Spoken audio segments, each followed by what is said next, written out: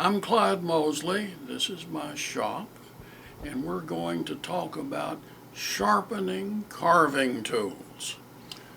This is a grinder which you've no doubt seen many times before.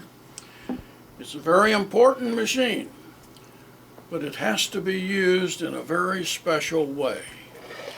When you want to sharpen a carving tool, such as this gouge, frequently use a jig to hold the tool and then present the tool to the work like this. And the jig holds it in the proper position to cut your exact predetermined angle on the cutter. This machine must always be used on the outside surface of the wheel. You never present the tool to the sides of the wheel. The wheels must be clean, and in order to clean the wheels, you have to tear the surface of the wheel off. This is a diamond scraping tool, which is used to clean the surface of the wheel. Will tear the surface of the wheel off, and you can see it turning white now.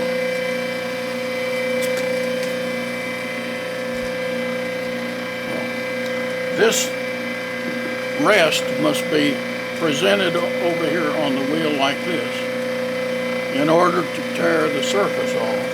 And when you cut the surface off, it will turn white, just as this wheel did. Now, these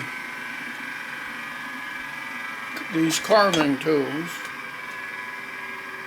can be presented to the lathe or the grinder like this and turned over, and you're always grinding against the cutting edge. Very important. Now, finish grinding is done over here on hand stones. There are many types of stones, as you can see here. Some are water stones, some are oil stones, and some are used dry. These are manufactured stones in different shapes like this. And this is something that we've started recently. We use sandpaper to do sharpening. It's mounted on a piece of glass with a pressure-sensitive adhesive, and then can be used to sharpen the tool like this.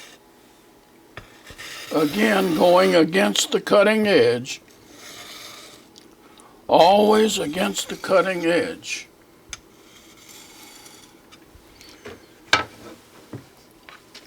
You even have small shaped grinding tools like this